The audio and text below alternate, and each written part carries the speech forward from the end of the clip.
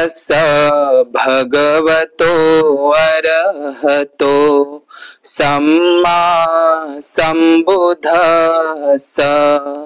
नमो तस्स भगवतो अरहतो सम्मा सम्बुद्धस्स।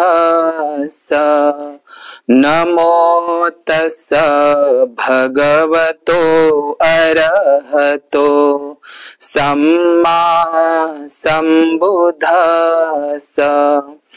विश्व शांतिदूत, विश्व वंदनीय महान कारुणिक अरहंत सम्यक संबुद्ध देवानंग पियदस्सी धम्मदायाद महान सम्राट अशोक मौर्य बोधिसत्व विश्वरत्न द सिम्बॉल ऑफ नॉलेज जग बदलणारा बाप माणूस डॉक्टर बाबासाहेब आंबेडकर या तीनही महामानवांना तिवार अभिवादन करून पंचांग प्रणाम करून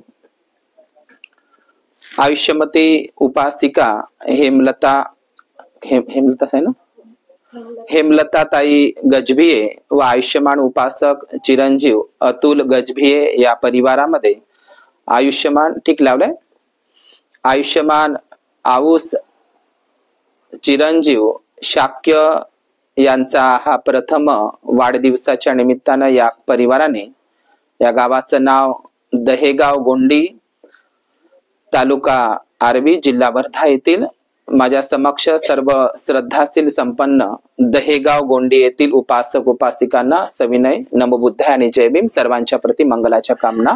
सर्वांनी डोळे उघडायचे आहे, सगळ्यांनी व्यवस्थित बसा।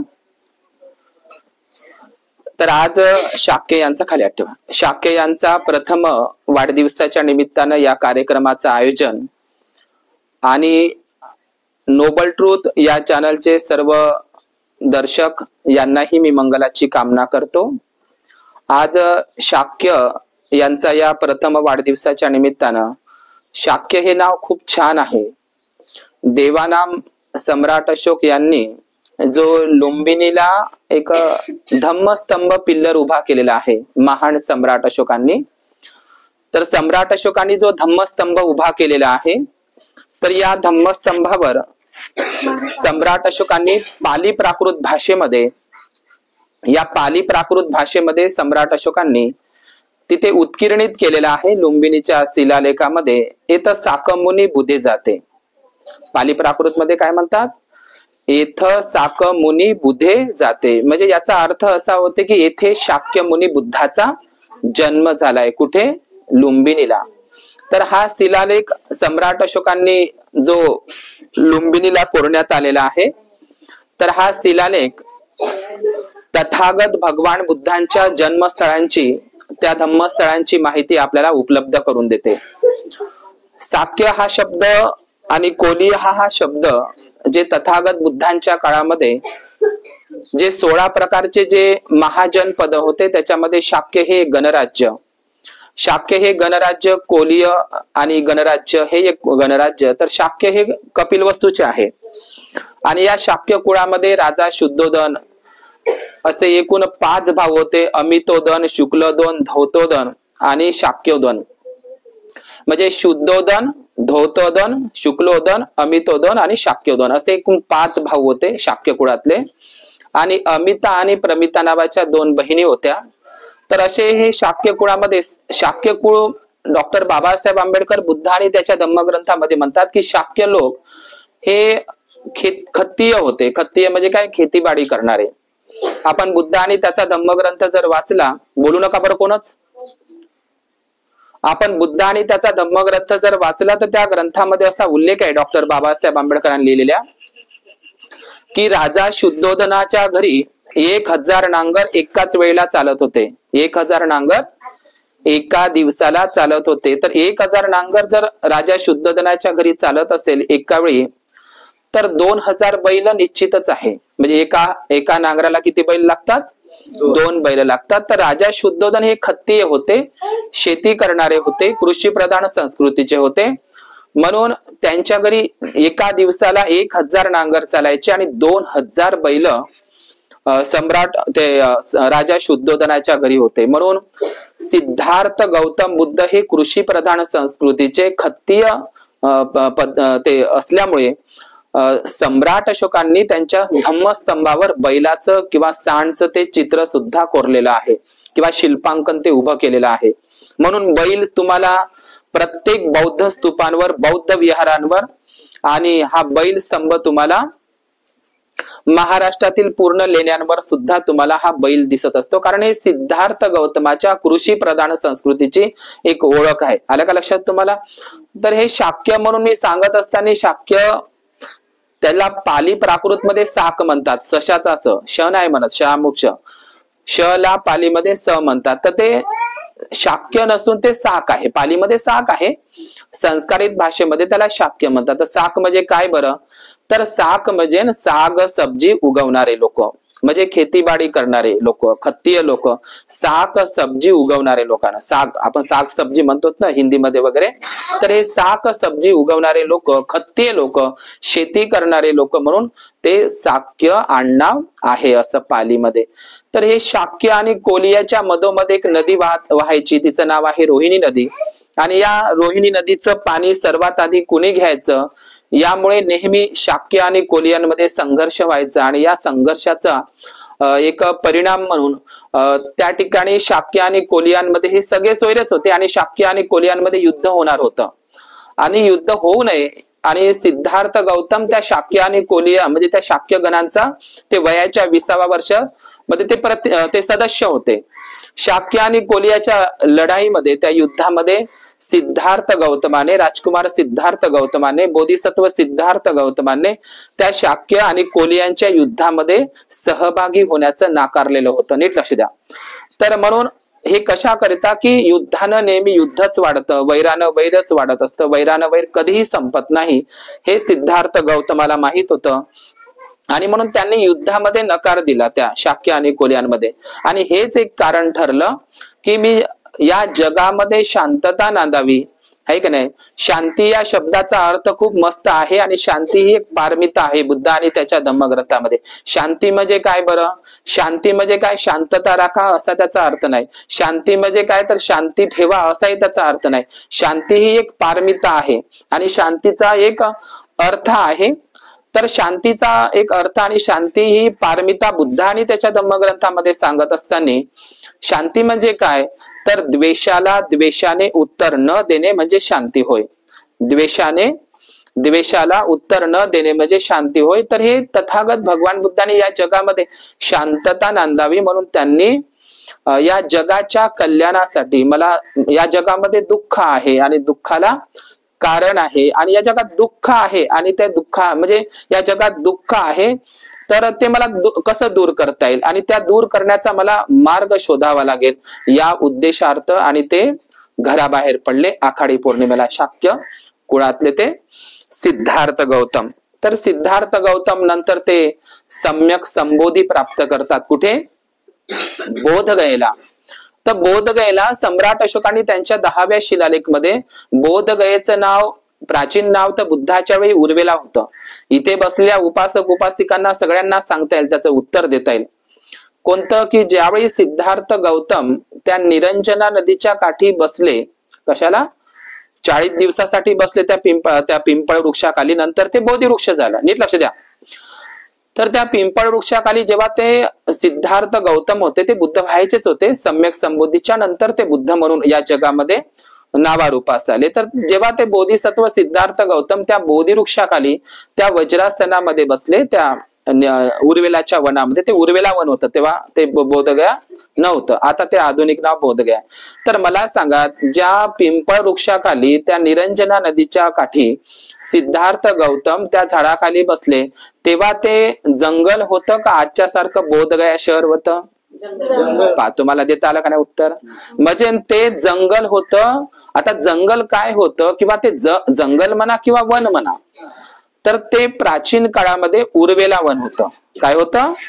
उर्वेला वन. तर या उर्वेला वनामध्ये तर काही लोक म्हणतात आमचं तिथं शंकरजीचं मंदिर होतं, शिवलिंग होते, आमचे मंदिर होते तिथं. आपल्याला काय दिसत आहे तिथे? आपण काय म्हणत आहोत? ज्यावेळी सिद्धार्थ गौतम त्या ठिकाणी सम्यक संबोधी प्राप्त करण्याकरता बसले, त्यावेळी ते उर्वेला वन होतं, जंगल होतं, घनदाट जंगल होतं. आजच्या सारखं बोधगया ते नव्हतं. तर कुठं आलं तिथं शिव मंदिर, कुठं आलं शंकरजीचं मंदिर, कुठं आले तिथं 5 पांडव. आता काही लोक म्हणत आहे ना महाबोधी महावीर आमचं शिवाचंच आहे म्हणून, लक्षात घ्या. तर त्या दिवशीच एक केबीसी मध्ये असा एक प्रश्न आला. कसा प्रश्न आला की या जगामध्ये आता ते जपानचे 3 चीनी प्रवासी बौद्ध भिक्खू आले आपल्या भारतामध्ये. जपानचे, मला वाटते चायनीज. तर हे चायनाचे 3 जापानी भिक्खू आपल्या भारतामध्ये आले. एकाचं नाव आहे फाययान, हा पहिल्यांदा आला. फाययान हा भिक्खू होता, तो 5व्या शताब्दीमध्ये आला. 7व्या शताब्दीमध्ये युआनशांग आला. 7व्या शताब्दीच्या उत्तरार्धामध्ये ईस्ट सिंग आणि हायचो कोरियाचे असे 4 ट्रॅव्हलर्स विदेशातले जे चीनी प्रवासी ज्याला भिक्खूच म्हणतात ते भारतामध्ये आले. तर हा युआनशांग नावाचा चीनी बौद्ध भिक्खू प्रवासी असा म्हणतो की या सृष्टीमध्ये सर्व काही ठिकाणं जेव्हा भूकंप होईल, अर्थक्वेक होईल असं त्याचं म्हणणं आहे. त्याची मेरी भारत म्हणजे मी भारतातला म्हणजे भारताचा प्रवास लिहिलेला आहे त्यांनी, काय काय बघितलं पूर्ण जम्बूद्वीपामध्ये त्या चीनी प्रवाशाने. तर त्याचं असं म्हणणं आहे स्वतःचं वैयक्तिक मत की जगामध्ये अर्थक्वेक होईल, पृथ्वी हालेल, पण एक ठिकाण मात्र ते कधी हालणार नाही. ते ठिकाण म्हणजे बोधगया. एक पहिल्या त्या सम्राट कनिष्काच्या काळामध्ये ज्यांनी सम्राट कनिष्कानं जी पहिली बुद्ध मूर्ती निर्माण केली होती, बौद्ध सम्राट कनिष्कानं, हा कनिष्क राजा असा कनिष्काच्या काळामध्ये अश्वघोष नावाचे एक महान भिक्खू आणि महान कवी नाटककार भिक्खू होऊन गेले. अश्वघोष हा अश्वघोष नावाचा भिक्खू असा म्हणतो की बोधगया हे जगाचं हृदय आहे. बोधगया हे जे स्थळ आहे ना, महाबोधी महाविहार बोधगया, जिथे सम्यक संबोधी प्राप्त केली. तर हे महाबोधी महाविहार हे संबोधी स्थळ, हे बोधगया स्थळ हे काय आहे? जगाचं काळीज आहे, जगाचं हृदय आहे. लक्षात घ्या, अख्ख्या जगाचा काळीज काय आहे? बोधगया महाबोधी महाविहार, असं अश्वघोष नावाचे भिक्खू बुद्धचरित ग्रंथामध्ये ते लिहित असतात. तर त्यांचं तसं म्हणणं आहे. तर आज या वाढदिवसाच्या निमित्तानं, या शाक्यांच्या वाढदिवसाच्या निमित्तानं सिद्धार्थ गौतम जे वयाच्या 8 ते 9 वर्षाचं वय असेल सिद्धार्थ गौतमाचं. किती वर्षाचं? 8 ते 9 वर्षाचं वय. ज्यावेळी सिद्धार्थ गौतमांनी तो पित्याच्या शेतावर अधून मधून जायचा. नीट लक्ष द्या. डॉक्टर बाबासाहेब आंबेडकरांनी लिहिलेल्या बुद्ध आणि त्याच्या धम्मग्रंथामध्ये मी छोटीशी ती कहाणी सांगतो आजच्या प्रसंगी आणि या ठिकाणी थांबतो. तर हा राजकुमार सिद्धार्थ गौतम कधी कधी आपल्या पित्याच्या म्हणजे राजा शुद्धोधनाच्या म्हणजे स्वतःच्याच तो शेतावर जायचा आणि शेतावर जात असताना त्या बांधावर बसत असताना कधी कधी तो जांभळांच्या झाडाखाली बसायचा. आता जांभळाच्या झाडाखाली बसत असायच्या नंतर म्हणजे 8 ते 9 वर्षाचा मुलगा हा सिद्धार्थ गौतम राजकुमार कसा विचार करतो तर त्या आपल्या पित्याच्या शेतावर त्या बांधावर असलेल्या त्या जांभळाच्या झाडाखाली तो बसायचा, ध्यान धारणा करायचा, समाधी लावण्याचा, ध्यान लावण्याचा तो प्रयत्न करायचा. 8-9 वर्षाचा कोण? सिद्धार्थ गौतम. आता सिद्धार्थ गौतमाच्या सोबत त्याच्या वयाची जी त्याची मित्र राहायची छोटी छोटी, तर ते शिकार करायची. कारण शाक्यांचा ते एक पद्धत आहे, युद्ध कला कौशल्यासाठी शाक्याने शिकार केली पाहिजे. त्यांनी बाण कसा मारायचा ते सगळं त्यांनी कला कौशल्य शिकून घेतलं पाहिजे, कारण राजाच्या मुलाला ते साजेसं आहे. ठीक आहे ना, त्याने ते करायलाच पाहिजे. तर सर्व मुलं त्याच्या वयाची जी सर्व मुलं होती सिद्धार्थ गौतमाच्या, तर हे सिद्धार्थ गौतमाचे जे मित्र आहेत छोटे छोटे ते मात्र शिकार करायचे, पण याला शिकार करणे आवडत नव्हते. कोणाला? सिद्धार्थ गौतमाला. तर हा झाडामध्ये बसत असताना त्याच्या मित्रांना असं त्यांचे मित्र म्हणायचे, सिद्धार्थ गौतमा चल आपण शिकारीला जाऊ. तर सिद्धार्थ गौतम त्या वयामध्ये त्यांना असं उत्तर देत आहे, मला माहित आहे म्हणे तुम्ही जे उपद्रव करत नाही अशा पशु पक्ष्यांना आणि प्राण्यांना तुम्ही ठार मारता. म्हणजे ससा आहे, राजहंस पक्षी आहे, या छोट्या छोट्या प्राण्यांना तुम्ही काय करता? जे प्राणी अजिबात इजा करत नाही, उपद्रव करत नाही, काही त्रास देत नाही मनुष्याला, त्यांना तुम्ही ठार मारता, त्याची तुम्ही शिकार करता म्हणते. कोण म्हणता असं? 8-9 वर्षाचा सिद्धार्थ गौतम, त्याची तुम्ही शिकार करता. मला माहित आहे तुम्ही भल्ल्या मोठ्या प्राण्यांची शिकार करत नाही. भल्ले मोठे प्राणी म्हणजे काय? वाघाची, सिंहाची, गेंड्याची तुम्ही काही काय करत नाही, शिकार करत नाही. मला माहित आहे म्हणते. ही कुठली गोष्ट सांगत आम्ही तुम्हाला? बुद्ध आणि त्यांच्या धम्मग्रंथामध्ये. तर सिद्धार्थ गौतम जेव्हा त्याचे मित्र ते परत आले, आता ते राजहंसाची कहाणी सगळ्यांना माहितच आहे तुम्हाला, देवदत्ताची, मी ती सांगणार नाही. तर हा देवदत्ताची कहाणी सर्वांना तुम्ही ऐकलेली आहे. तर हा सिद्धार्थ गौतम लहानपणी त्याच्या पित्याच्या शेतावर त्या आपल्याच मित्रांना असा विचारायचा, हे लोक कोण आहे रे म्हणे, शेतामध्ये नांगर पकडत आहे, म्हणजे हातात नांगर धरून आहे, बांध घालत आहे, झाडं तोडत आहे, आणि ते हातात नांगर धरून वरत ऊन तापलेली आहे, कडाक्याची ऊन तपलेली आहे, नांगर पकडत आहे, यांना काटे टोचत आहे, यांचा घाम वाहत आहे, एवढ्या उन्हामध्ये हे काम करत आहे, कोण लोक आहे? तर त्यांचे जे मित्र असायचे सिद्धार्थ गौतमाचे, ते म्हणायचे हे मजदूर लोक आहे, हे कामकरी लोक आहे, याच्या मोबदल्यात राजा त्याला काय देतो?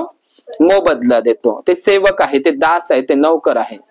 तर सिद्धार्थ गौतम त्या वयामध्ये आपल्या मित्रांना असं म्हटले, त्याचे मित्र असं म्हणतात. तर सिद्धार्थ गौतमाचं वय बघा, त्या वयामध्ये तो किती सुंदर विचार करतो. शेतकऱ्यांचा पहिला पुढारी तथागत बुद्ध आहे. शेतकऱ्यांचा पहिला पुढारी म्हणजे मजूर शेतकऱ्यांचा पहिला पुढारी, म्हणजे या वयामध्ये बोधिसत्वाचं मन बघा कसं आहे. या वयामध्ये त्याच्या मनामध्ये किती करुणा भरलेली आहे. तर काय म्हणतो? एकाने कष्ट करावे, एकाने श्रम करावे, आणि दुसऱ्याने त्याच्या श्रमावर जगावं, म्हणजे दुसऱ्यानं मजा मारावी. म्हणजे एकानं कष्ट करावे आणि दुसऱ्याने त्याच्या कष्टाच्या बळावर इतरांनी मजा करावी, म्हणजे त्याचं शोषण करावं. तर पिळवणूक हा शब्द तथागत सिद्धार्थ गौतमाने म्हणजे बुद्ध आणि कार्ल मार्क्स मध्ये बाबासाहेबांनी त्याचं खूप सुंदर विश्लेषण केलेलं आहे. तर असा विचार करणारा सिद्धार्थ गौतम होता 8 ते 9 वर्षाचा. आणि हंस नावाचा पक्षी, त्याचा जीव वाचवण्यासाठी त्यांनी शेवटपर्यंत प्रयत्न केला. एवढंच नाही तर सिद्धार्थ गौतमाने त्या हंस पक्षाचा जीवच वाचवला नाही, तर शेवटपर्यंत त्याचं रक्षण केलं. देवदत्त म्हणत होता माझी शिकार आहे, तो म्हणते ते सगळ्यांना तुम्हाला काय कहाणी माहित आहे की म्हणजे जीव घेणाऱ्यांपेक्षा वाचवणारा सर्वश्रेष्ठ असतो. तर हा राजहंस पक्षाची कहाणी तुम्ही ऐकलेलीच आहे. जो व्यक्ती एका राजहंस पक्षाचा, त्या छोट्या पक्षाचा, त्या राजहंस पक्षाचा जीव जाऊ नये याच्यासाठी तो प्रयत्न करत असतो, त्याचं शेवटपर्यंत त्याचं जीवच वाचवत नाही त्या हंस पक्षाचा, तर शेवटपर्यंत त्याचं रक्षण करतो, त्याला न्याय मिळवून देतो त्या राज दरबारामध्ये. लक्षात घ्या. तर तो माणसं मारू शकेल का? युद्ध करू शकेल का? तर यासाठी हा शाक्य कुळाचा सिद्धार्थ गौतम घराच्या बाहेर पडत असतो. मला युद्ध नको, युद्धानं नेहमी युद्धच वाढतं. या जगामध्ये युद्धच आहे. भावामध्ये युद्ध आहे, बहिणीमध्ये युद्ध आहे का नाही? शेजाऱ्यांमध्ये युद्ध आहे का नाही? आणि सासू सुनामध्ये युद्ध आहे, सासू आणि सुनामध्ये युद्ध आहे, सासऱ्यामध्ये आणि सुनामध्ये युद्ध आहे. या जगामध्ये राष्ट्रामध्ये युद्ध आहे, भाषेचं युद्ध आहे, प्रांताचं युद्ध आहे, या देशाचं त्या देशाचे युद्ध आहे.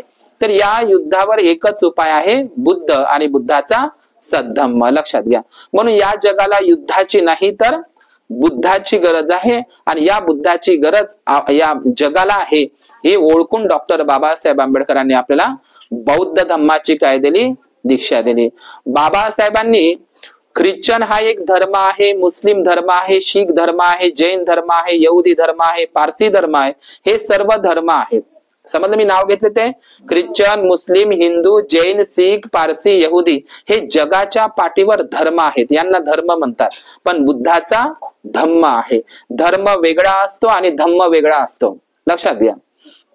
तर डॉक्टर बाबासाहेब आंबेडकरांनी सर्व धर्माचा अभ्यास केला, आणि 1-2 वर्ष नाही, 5 वर्ष नाही, 21 वर्ष ख्रिश्चन, मुस्लिम, जैन, शीख, हिंदू सर्व धर्माचा 21 वर्ष त्यांनी खर्च केली. त्यांनी 22 प्रतिज्ञा लिहिण्यासाठी ते सगळे ग्रंथ चाळावे लागले. बाबासाहेबांना किती कष्ट घ्यावे लागले. बाबासाहेबांचा दुसरा अभ्यास झाला असता त्यामुळे, पण बाबासाहेबांना ह्या 22 प्रतिज्ञा तयार करण्यासाठी, या 22 प्रतिज्ञा देण्याकरिता तुम्हाला बाबासाहेबांना बंद करा, बाबासाहेबांना सर्व हिंदू धर्म ग्रंथाचा काय करावं लागला? सर्व वाचन करावं लागलं. लक्षात घ्या. बाबासाहेबांनी आणि सर्व धर्माचा एवढाही तुलनात्मक अभ्यास करून बाबासाहेबांनी डॉक्टर बाबासाहेब आंबेडकरांनी लक्षात घ्या आपल्याला बुद्ध धम्माची दीक्षा दिली. तर आता बाबासाहेबांनी बुद्ध धम्माची दीक्षा दिल्याच्या नंतर आपण जे 56च्या अगोदर 14 ऑक्टोबर 1956च्या अगोदर आपले लोक कुठल्या ना कुठल्या तरी देवदेवतांची पूजा करत असेल का नाही? इकडे नीट लक्ष द्या. आपल्याला डॉक्टर बाबासाहेब आंबेडकरांनी नागपूरला आणि चंद्रपूरला बुद्ध धम्माची दीक्षा देण्याच्या अगोदर आपल्या समाजातील हे महार लोक, अस्पृश्य लोक कुठल्या ना कुठल्या तरी देवी देवतांची पूजा करत असेल ना, दगडाधोंड्यांची करत असेल ना, करतच असेल ना पूजा. आता मला सांगा डॉक्टर बाबासाहेब आंबेडकरांच्या अगोदर आपल्या पूर्वजांनी, आपले जे पूर्वज होऊन गेले त्या पूर्वजांनी 33 कोटी देवी देवतांपैकी कुठल्या ना कुठल्या तरी दगडाधोंड्याची पूजा नक्कीच केली असेल. पण एकही माईचा लाल 33 कोटी मधला धावला नाही, एकही धावली नाही. कोणाला जन्म घ्यावा लागला? डॉक्टर बाबासाहेब आंबेडकरांना. समजलं का? आणि म्हणून डॉक्टर बाबासाहेब आंबेडकरांनी आपल्याला 22 प्रतिज्ञा दिल्या, नागपूरला बुद्ध धम्माची दीक्षा दिली. त्याच्यानंतर आपला हिंदू ब्राह्मण देवी देवतांशी काहीही संबंध राहिलेला नाही. आपला नवा जन्म झाला, आपला नवा जन्म झाला. पण आज परिस्थिती अशी आहे, डॉक्टर बाबासाहेब आंबेडकरांच्या बुद्ध धम्माची दीक्षा घेतल्याच्या नंतर आपण म्हणतो नथी मे शरणंगय्य, बुद्धाशिवाय माझं अन्य शरणस्थान नाही. बुद्धाच्या धम्माशिवाय आणि संघाशिवाय या 3 रत्नाशिवाय मी अन्य कोणालाही शरण जाणार नाही. पण आज तुमच्या गावातली परिस्थिती अशी आहे, आजही तुमच्या गावातले लोक दगडधोंडे, काळे दगडधोंडे पूजत आहे का नाही? कारण ते अंधश्रद्धेमध्ये आहे. म्हणून कबीरानं म्हटलंय ना, कबीरा कहे ये जग अंधा, अंधे जैसी गाय बछड़ा था सो मर गया, झूठी जाम चटाय. जशी काय एखादी, म्हणजे कबीरानं काय म्हटलंय, हे जग आंधळा आहे. हे जग कसं आहे? आंधळा आहे.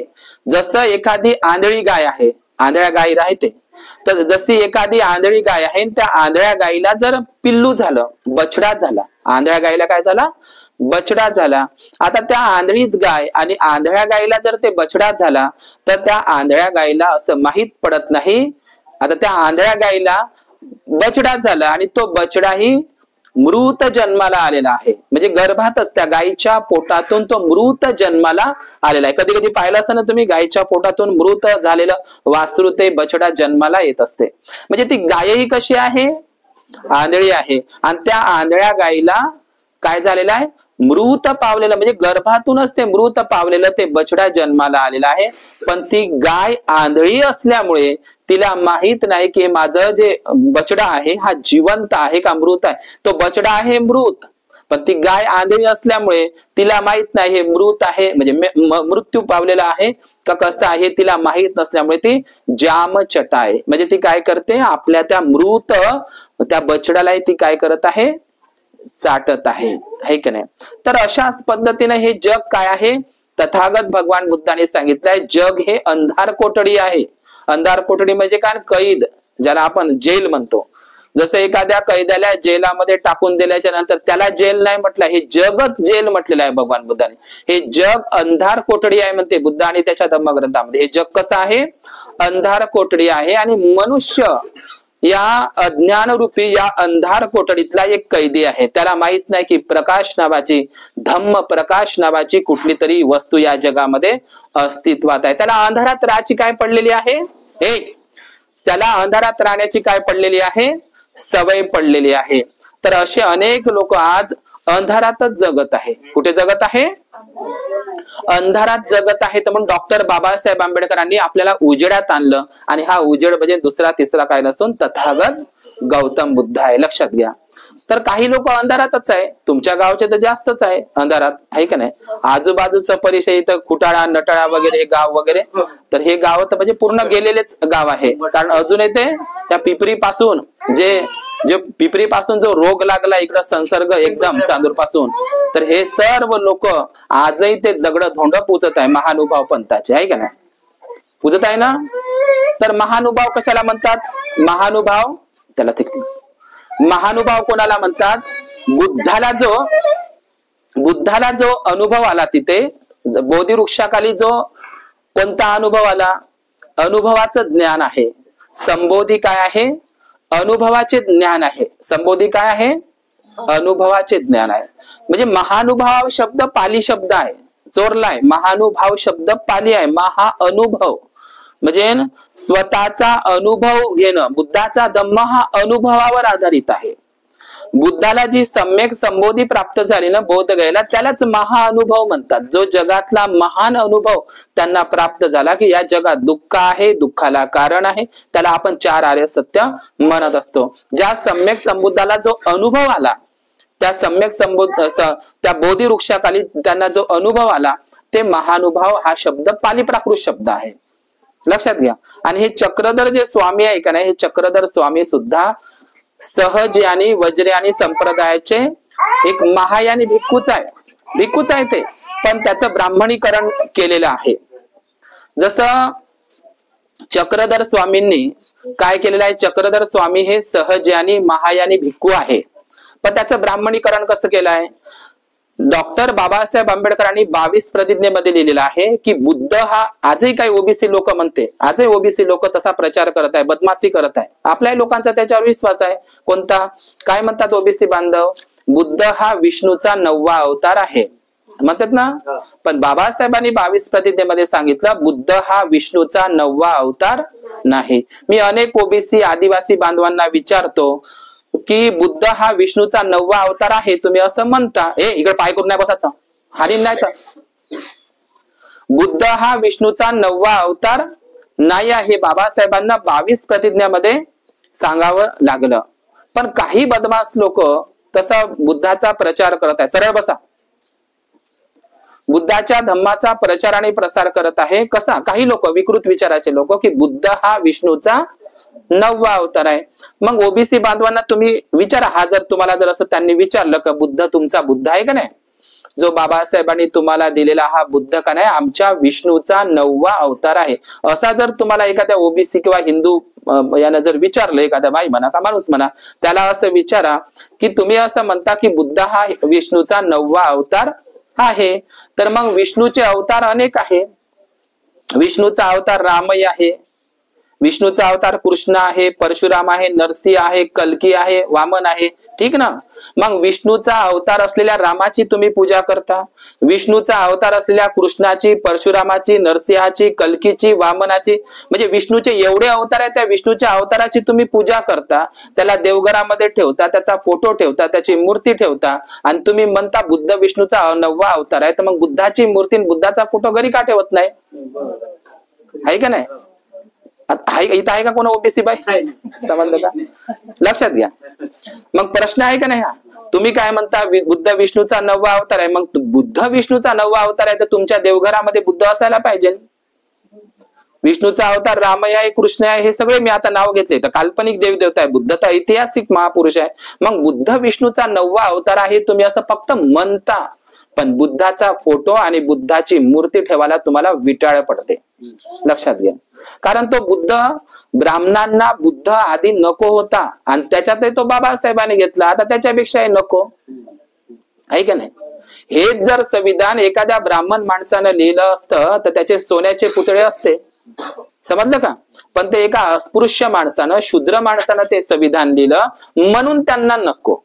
लक्षात घ्या. त्यांना माहित आहे सर्वात जास्त वाचन करणारे ब्राह्मण लोकच आहे संविधान. बाबासाहेबांचं संविधान किती चांगलं आहे हे ब्राह्मणांना सर्वांना चांगलं ठाऊक आहे, पक्क माहित आहे. पण ते एका महार अस्पृश्य माणसानं लिहिलं ना, ते नको आम्हाला. तेच जर एखादी ब्राह्मणानं लिहिलं असतं किंवा बाबासाहेबच जर ब्राह्मण जातीतले असते त्यानं लिहिलं असतं, आता पण त्याला देव बनवलं असतं आणि त्याला पूजलं असतं. लक्षात घ्या. पण आज ही परिस्थिती आहे की बाबासाहेबांचं संविधान त्यांना माहित आहे किती किती महत्वाचं आहे. तर ज्या संविधानाच्या बदौलत अख्खा देश चालत आहे, एक देश एका सूत्रामध्ये नांदत आहे. लक्षात घ्या. तर डॉक्टर बाबासाहेब आंबेडकरांनी जे आपल्याला 22 प्रतिज्ञा दिलेल्या आहे, या 22 प्रतिज्ञामध्ये बुद्ध हा विष्णूचा 9वा अवतार अजिबात नाही. हा फक्त एक प्रोपेगंडा भारतामध्येच तयार करण्यात आला. तुम्ही भारतातल्या प्रत्येक व्यक्तीला विचारा, एसटी आणि ओबीसी लोकांना, की ते काय म्हणतील, बुद्ध हा विष्णूचा 9वा अवतार आहे. आता विष्णूचा 9वा अवतार आहे तर मग घरी पूजा करा ना त्याची.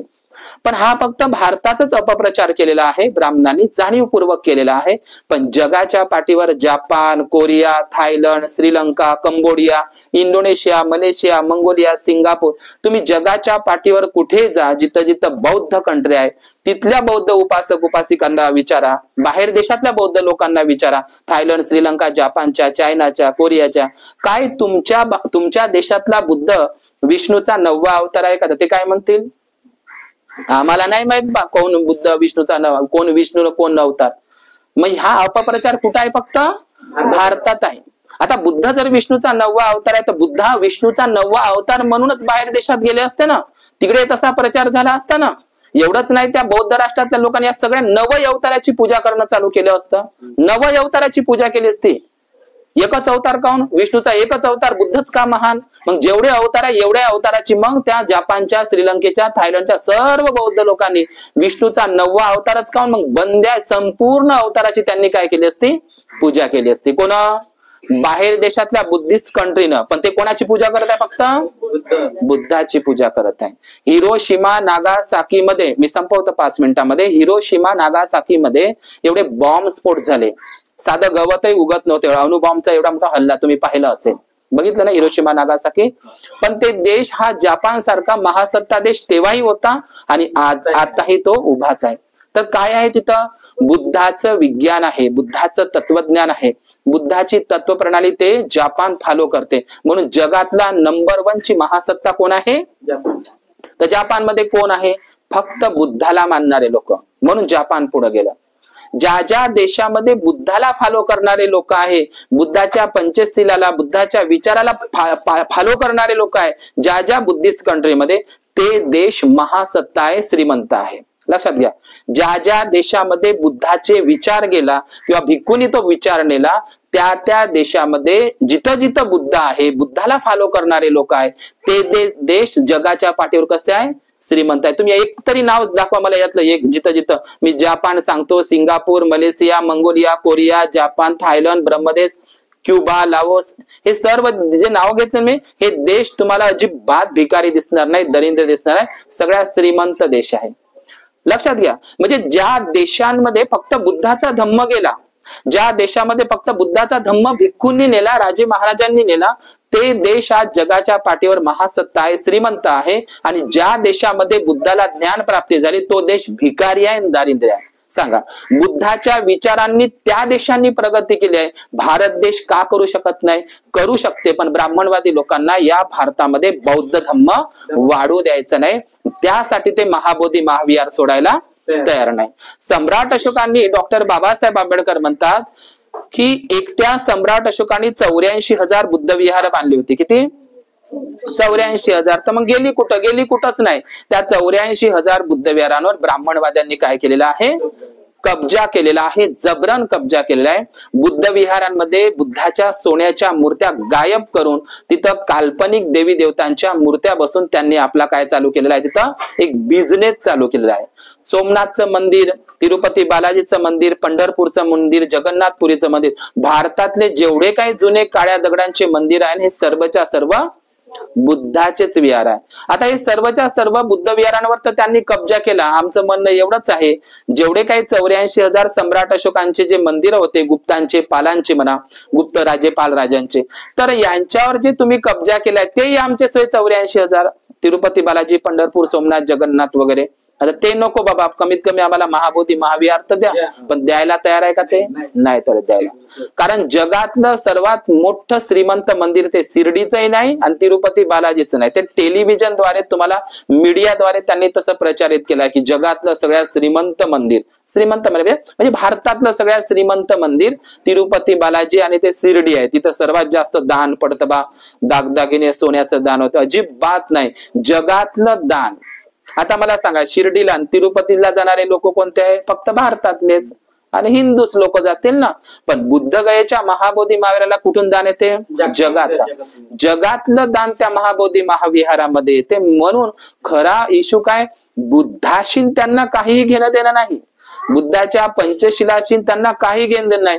पण महाबोधी महाविहारामध्ये जे दान येतं, जागतिक बौद्ध लोकांचं दान येतं त्या दानपेटीमध्ये, त्याच्यावर त्यांचं लक्ष आहे. बुद्धाच्या विचाराचं, बुद्धाच्या त्याचा काही कवडीचाही संबंध नाही, पण दानपेटीशी संबंध असल्यामुळे ते महाबोधी महाविहार खाली करायला तयार नाही. आता आम्ही त्यांना असं म्हणत आहोत 84,000 बुद्ध विहार हे तिरुपती बालाजी सगळे आमचेच आहे. आता त्याच्यामध्ये दानपेट्या काय तुम्हाला कमी पडल्या आहे का नाही? तर तुम्हाला एकच ज्ञान बा आम्हाला, पण ते द्यायला तयार नाही. कारण आपला समाज संघटित नाही. आता त्यांना काय म्हणायचं आता म्हणून जाता म्हणून मी एवढंच सांगतो की त्या महाबोधी महाविहार हे जागतिक स्थळ आहे, वर्ल्ड हेरिटेज आहे, विश्व धरोहर आहे, जगाची ती धरोहर आहे. कोणती? महाबोधी महाविहार. अश्वघोष नावाचे भिक्खू जगाचं काळीजाय हृदय आहे म्हणतात ते महाबोधी महाविहार बोधगया. ठीक आहे ना, मी जाता संपवतो. तर महाबोधी महाविहारामध्ये काय केलं त्यांना? महाबोधी महाविहारामध्ये त्या महाबोधी महाविहाराच्या दरवाजाच्या समोर शिवलिंग बसवली आहे. काय बसवली आहे? त्या महाबोधी महाविहारापाचच ते मनोती स्तूप, एक दगडा बुद्ध विहाराचाच महाबोधी महाराजाचाच एक गोल गोल दगड होता, त्याला मनोती स्तूप म्हणते. स्तूपच घेतला आणि त्या स्तूपाला तिथं गाडून दिलं आणि त्याला काय बनवलं? शिवलिंग. त्याची ते पूजा करणं चालू आहे. कुठं? नीट ऐका, एकदम महाबोधी महावीराच्या दरवाजाच्या समोर, गेट पाशी. दुसरी गोष्ट, तिथे 5 पांडव बनवले. आता 5 पांडव दुसरीकडल्या काही मूर्त्या विकत आणल्या नाही, त्या लाकडाच्या काही आणल्या नाही, कुठल्या आल्या? तिच्याच बुद्धाच्या मूर्त्या तिथंच घेतल्या आणि तिथंच बसवल्या आणि त्याला 5 पांडव बनवल्या. म्हणजे सगळ्या जगाला दिसते. कोणही जा तिथं, एखाद्या हिंदू बांधवाने जाऊन त्याला म्हणावं ते 5 पांडवाचं जे मंदिर बनवून महाबोधी महावीरच्या एकदम समोर आहे, तर तिथं 5 पांडवाच्या मूर्त्या दुसरीकडे कुठूनच आणल्या नाही, तिच्याच उचलल्या 5 मध्ये. आता इथंच करतात लोक. या दगडाला शेंदूर लावतात, बाजूला दगड असतात त्याला शेंदूर लावतात, अशासारखी गोष्ट आहे. देव तयार करायला त्याने काय केलं? तिच्याच 5 मूर्त्या तिथंच होत्या महाबोधी महावीराच्या परिसरात पडलेल्या त्या दगडांच्या जुन्या मूर्त्या, त्याच 5 मूर्त्या उचलल्या आणि त्याला काय केलं? 5 पांडव बनवून दिलं. तिथं अन्नपूर्णा बसवली, लक्षात घ्या. तिथं आता रामाची मूर्ती बसवली, छोटीशी गारची बसवल्या, गणपती बसवला, विष्णू बसवला. कुठे? महाबोधी महाविहारापाशी त्या बौद्ध गेला पा, त्याने ते महाबोधी महाविहारात बसवलेला आहे. सांगा, बसवला का नाही? तर आपला विरोध कायच्यासाठी आहे की ब्राह्मणांनी त्या महाबोधी महाविहाराच्या दरवाजाच्या समोरचा शिवलिंग आहे ना, शिवलिंग ते 5 ते सगळं ते देवी देवता, गणपती, विष्णू, ते अन्नपूर्णा, ते सगळं हटवायला पाहिजे. तिथं त्याने यज्ञयाग करू नये, तिथं त्यांनी पिंडदान करू नये. ब्राह्मणाने त्या बुद्ध विहारात यावं, त्यानं वंदना करावी. नाही येतच वंदना, तर हात जोडायला चाललं जावं, पण तिथं कारभार करू नये. त्यानं तिथं यज्ञयाग करू नये, तिथं त्यानं संस्कृत मंत्र घेऊ नये, तिथं त्यानं पिंडदान करू नये, तिथं त्यानं शिवलिंगाचं ते काही पूजा वगैरे करू नये. त्यांनी ते विष्णू, गणपती, शिवलिंग ते सगळं त्यानं बाहेर हटवायला पाहिजे. असंच म्हणणं आहे ना आपलं, है ना? कुठून? महाबोधी महाविहारातून. आपला असा प्रश्न आहे. पण काश आज 69 वर्ष झाली, आज आपल्या प्रत्येक व्यक्तींच्या घरामध्ये देवी देवता भरलेले आहे. म्हणजे सांगा, आहे का नाही? म्हणजे आपला प्रश्न कसा आहे की त्या ब्राह्मणांनी तिथे देवी देवता बसवले आहे महाबोधी महाविहारामध्ये, आमच्या बुद्धाच्या पाशी नको, आमच्या बुद्धापाशी ते नको, आम्हाला नाही आहे ते बुद्धापाशी. पण काय तुमच्या घरामध्ये जे दगडा धोंड्याचे तुम्ही भरलेले आहे ते बुद्धापाशी आवडते? तुम्हाला आवडते का तुम्हाला? म्हणून हे इकडले सगळे लोक या पिपरी पासून, कारण मला अभ्यास आहे, मी भौगोलिक अभ्यास करतो, लोक जीवनाचा आणि सांस्कृतिक, हे इकून गेलेले लोक. आणि बाबासाहेबांनी अख्खं आयुष्य लावलं कायच्यासाठी? जात नष्ट झाली पाहिजे. फक्त या जगाच्या पाठीवर 2च जाती आहे, बाई आणि माणूस, स्त्री आणि पुरुष. कोणाला एक कापा, त्याचं रक्त कसं निघते? पण ह्या जाती कोणी पाडल्या? ब्राह्मणवादी व्यक्तींनी. माणसाला वैरी बनवलाय जाती जातीचा. तो आपल्या जातीचा नव्हे, ती आपल्या जातीची नव्हे, तो आपल्या जातीचाच नव्हे. ह्या ज्या गोष्टी, जात नावाची गोष्ट फक्त भारतातच आहे, बाहेर देशामध्ये जात नाही. जाती फक्त 2च आहे, बाई आणि माणूस, स्त्री आणि पुरुष, त्याच्या पलीकडे जात नाही.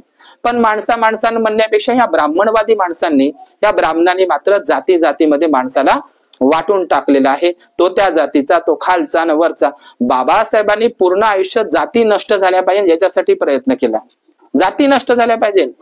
पण आज आपले लोक पोट जातीला चिपकून आहे. आणि म्हणून हे जे लोक आहे ना, लाडवण बावणे, तो म्हणते लाडवण काय म्हणते, तो बावणे आमच्यापेक्षा हलका आहे, तो बावण्या काय म्हणते, लाडवण आमच्यापेक्षा हलका आहे. तर बाबासाहेबांनी कोणालाच हलकं ठेवलं नाही, कोणालाच भारी केलं नाही, सगळ्यांना भारी केलं, सगळ्याला समान. पण एकामेकाने म्हणत आहे का? आता हे लाडवण बावणे ह्या पोटजाती नाही का?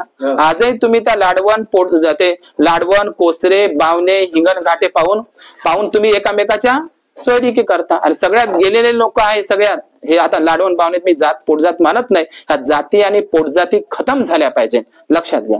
तर इकडल्या हे समाज कोणता आहे? इकडून ह्या पिपरी पासून जे लागलेले लोक ते सगळे सोमवंशी लोक आहे. आणि सगळे सोमवंशी लोक हे काळे दगड धोंडे पूजत आहे. यांना बुद्धाशी काहीही घेणं देणं नाही. यांना तुम्ही कितीही सांगा, ते एक खुटाळा नटाळा नावाचं गाव, बुद्धविहार नाही त्या गावामध्ये, पण दगड पूजत आहे. दगड पूजणारे आपले लोक आहे.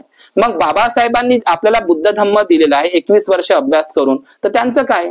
नाही तर असं म्हणा या दहेगाव गोंडीच्या लोकांनी बाबासाहेबांना जेवढं समजत नव्हतं ना तेवढं आम्हाला समजत आहे. बाबासाहेबांना काय समजत होतं असंच म्हणा ना तुम्ही, असं तर म्हणा. बाबासाहेबांपेक्षा आमच्याकडे जास्त डिग्री आहे, बाबासाहेबांपेक्षा आम्हाला जास्त शिक्षण आहे, बाबासाहेबांपेक्षा आमच्याकडे नॉलेज जास्त आहे, असं तरी म्हणा दहेगाव गोंडीच्या लोकांनी, आहे का नाही? म्हणजे ओठात फक्त जय भीम आणि पोटात सगळं 33 कोटी देवदेवता भरलेले आहे. सांगा, दगड धोंड्याची पूजा करता करता कोरोनामध्ये कुठे गेले होते दगडा धोंड्याचे देव? अख्ख्या जगाने पाहिलेलं होतं, आहे का नाही? तर डॉक्टर बाबासाहेब आंबेडकरांनी एवढा चांगला महानुभाव पंथ होता, एवढा चांगला हिंदू धर्म होता, एवढे चांगले हिंदू धर्माचे देवी देवता होते, तर बाबासाहेबांनी आपल्याला बौद्ध धर्म दिलाच नसता, त्याच्यातच ठेवलं असतं, आहे की नाही? मग बाबासाहेबांपेक्षा आपण काही शहाणे नाही आहोत. बाबासाहेब हा बोधिसत्व व्यक्ती आहे, जग त्यांना मानतं. आणि जगामध्ये फक्त बुद्धाचंच नाव आहे का महानुभाव पंथाचं नाव आहे? महानुभाव पंथाचं नाव आहे का जगामध्ये? जगामध्ये फक्त या 4 लोकांना ऑक्सफोर्ड युनिव्हर्सिटीनं गणलेलं आहे जगामध्ये, ज्यांचं योगदान आहे. एक बुद्ध, वर्धमान महावीर आणि सम्राट अशोक आणि डॉक्टर बाबासाहेब आंबेडकर. लक्षात घ्या, जगामध्ये सर्वात जास्त बुद्धाच्या मूर्तीची पूजा होते. जगातली गोष्ट सांगत आम्ही तुम्हाला. जगामध्ये सर्वात जास्त कोणाच्या मूर्तीची पूजा होते? तथागत बुद्ध. जसा वर्ल्ड रेकॉर्ड आहे, असा वर्ल्ड रेकॉर्ड आहे की जगामध्ये जमिनीखाली सर्वात जास्त कोणाच्या मूर्त्या प्राप्त झाल्या? जगाच्या पाठीवर सर्वात जास्त जमिनी खालून कोणाच्या मूर्त्या प्राप्त झाल्या? तर त्याच्यावर नाव आहे तथागत बुद्धाचं. एवढ्या बुद्धांच्या मूर्त्या तयार झालेल्या आहेत. लक्षात घ्या, इतका सुंदर बुद्ध बाबासाहेबांनी आपल्याला दिला, सम्राट अशोकाने तो घेतला. एवढा प्रचंड बुद्ध, ज्या बुद्धांच्या तत्वज्ञानावर जपान, चायना सर्व देश प्रगती करत आहे आणि आमचे लोक काळे दगड पूजत आहे. आता जे लोक दगड पूजते त्याचा मेंदू कसा राहील? दगडासारखा. जे लोक टायकोट बूटवाल्याला पूजन तर त्याचं त्या घरात तेच राहणार आहे, ज्याचं दगड. कारण ते गाडगे बाबा म्हणते, जे लोक अंधश्रद्धेमध्ये आहे ते लोक दगडासारखे आहे, जे लोक शिक्षण घेत नाही ते लोक दगडासारखे आहे का नाही? कोण म्हणत आहे असं? गाडगे बाबाला समजलं की देवळात देव नसते, पुजाऱ्याचं पोट असते, पण आज शिकल्या सवरल्या माणसाला ते समजायला कठीण चाललेलं आहे. म्हणून लक्षात घ्या, दगडा धोंड्यानं आपलं काही भलं होणार नाही. तुम्ही आयुष्यभर दगडाची पूजा करा, तुम्हाला काहीही प्राप्त होणार नाही. ती अंधश्रद्धा आहे, ती मिथ्या कल्पना आहे. तुमच्यामध्ये एक भय आहे, भीती आहे, तुम्हाला भेवाडून दिलाय, कोणतरी भेवाडून दिलाय तुम्हाला, आणि ते भेवाडून त्या भ्रमामधून तुम्ही बाहेर पडायला तयार नाही. तर हे तुमच्यामध्ये एक भय आहे. भय म्हणजे काय? मी काही सोडीन तर काहीतरी होणार तर नाही. तर हे भ्रम तुम्ही आपल्या डोक्यातून काढून टाका. या भ्रमातून, या the god delusion, the soul delusion, म्हणजे हा देव नावाचा भ्रम आणि हा सोल नावाचा भ्रम, म्हणजे आत्मा नावाचा भ्रम आणि देव नावाचा हे भ्रम, हे जोपर्यंत हे भ्रम तुम्ही दूर करणार नाही तोपर्यंत तुमच्या घराची प्रगती होणार नाही. डॉक्टर बाबासाहेब आंबेडकरांनी आणि संत गाडगे बाबांनी तेच सांगितलं, एखाद्या व्यक्तीला दारूची नशा असेल तर दारूच्या नशेमुळे पूर्ण घर बर्बाद होते, आणि एखाद्या बाईला देवा धर्माची नशा असेल तर घर बर्बाद व्हायला वेळ लागत नाही. आता पाहिलं आपण दिवाळीले, म्हणजे सोयाबीन नाही झालं तरी चालते, भीक लागली तरी चालते, पण भक्ती नाही सोडायची. हे कोणाचं म्हणणं आहे? ब्राह्मणाचं.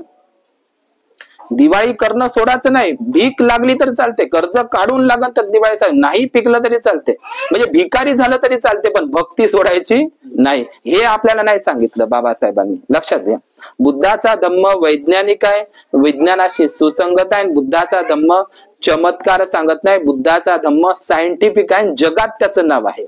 तुम्ही स्वीकारा अगर नका स्वीकारू, मला त्याच्याशी काही घेणं नाही, पण बुद्धाचा धम्म हा प्रचंड सुंदर धम्म आहे. म्हणून बाबासाहेबांनी आपल्याला मोठ्या विचारानं तो दिलेला आहे. जे जे लोक बुद्धाच्या धम्माचं प्रामाणिकपणे पालन करतात त्याचं मंगलच होते.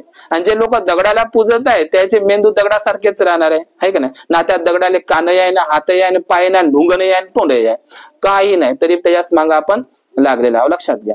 तर काळे दगड पुसता पुसता आपल्या बंद्या पिढ्या बर्बाद झाल्या पण कोणच धावून आलं नाही. तेव्हा त्या दगडाला आपली काही दया आली नव्हती. आता दगड बिचारा त्याला काय दया येणार आहे का नाही. येणार आहे का आपली दया? येणार आहे का? कोणाने दया आलं? शेवटी बाबासाहेबांनी जन्म घेतला ना. आज जे आपण जीवन जे 33 कोटी देवी देवता करू शकले नाही ना, जे दगड धोंडे करू शकले नाही ना, ते डॉक्टर बाबासाहेबांनी केलेलं आहे. हे कबूल करायला पाहिजे. बाबासाहेबांच्या संविधानामुळे झालेलं आहे. तर इथे आहे ते तसे दहेगाव गोंडीचे लोक. एकदा आलो होतो मी 10 वर्षाच्या आधी. एक म्हणजे काही लोक ते तिकडल्या पद्धतीने लग्न लावतात ना, काही लोक इकडल्या पद्धतीने लग्न लावतात. म्हणजे ते ह्याही डोंग्यात पाय ठेवते त्याही डोंग्यात पाय ठेवते. मला सांगा, तुम्हाला जर हे धाम नदी आहे, या धाम नदीच्या पलीकडे जर जायचं असेल तर तुम्ही म्हणा ह्या डोंग्यात एक पाय ठेवतो ह्या डोंग्यात एक पाय ठेवतो, तुमची नाव जाईल का पुढे? का एका डोंग्यात बसून जा लागन आहे का नाही?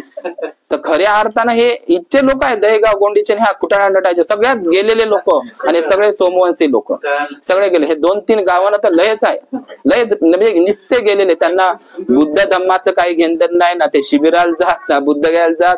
कारण आहे हे गाव तर मला तर वाटत हे गावात ज्या ज्या गावात लोकांनी आंबेडकरवादी लोक आहे त्या गावाने सरळ आपल्या वर्धा जिल्ह्यामध्ये चाललं जायला पाहिजे आहे का नाही. तर ते पिंपळ कुठं आहे? रस्त्यावरच्या विहारापाशीच आहे ते बिलकुल. सगळा मला अभ्यास आहे इकडं, कारण मी आधीपासून आलेला. पण माझं गाव ते चांगलं आहे एक मधनामध्ये बाबा. ते गाव माझं एक दत्तक गाव आहे. ते त्या गावातल्या लोकांनी माझा माझा आदेश आहे माझ्या आदेशाचं परिपूर्ण त्यानं पालनही केलं आणि बरोबर ते एकूण धम्म चालत आहे. माणसानं बदलायचं म्हणलं तर माणूस बदलू शकते. कारण यायला भेवाडून दिलेलं आहे या दहीगाव गोंडीच्या लोकांना. पुन्हा भीतीतच आहे ब्राह्मणांच्या. पूजा बापा दगड आम्हाचं काय जाते. तुम्ही नाही आले बुद्ध धम्माकडे तर आमच्या बुद्ध धम्माचं काही कमी होणार नाही. खुशाल तिकडं जाण तिकडंच राहा लागन त्याचा धर्मही घ्या, पण अर्ध इकडं न करा. बाबासाहेबाचं सगळं सोडून द्या, आरक्षण सोडून द्या, सवलती सोडून द्या, पण बुद्धाला आणि बाबासाहेबाला त्या दगडापाशी नका फोटो ठेवू, त्याच्या मूर्त्या नका ठेवू. समजलं का? एक तर ते पूर्ण हे स्वीकारा, नाहीतर मग हे स्वीकारा. नाहीतर मग तुम्ही म्हणा त्याच्या बाजूला त्या दगडा धोंड्यापाशी बुद्धाची मूर्ती, दगडा धोंड्यापाशी तो बाबासाहेब बुद्धाचा फोटो नका ठेवू. उलट अपमान आहे. तुम्हाला जायचं आहे तर खुशाल जा आणि ते झेंडे बांधा आणि त्या चक्रधर स्वामीकडे जा, लागत संन्यासी बना, लागत त्या पिपरीला जा, त्या तिकडे जा, अजून कुठे त्या माधानला त्या इकडे वगैरे जा. सगळे ठिकाण आहे, सगळा सत्यानाश झालेला आपल्या समाज लोक इकडे हे ह्या लाईनीत लोक.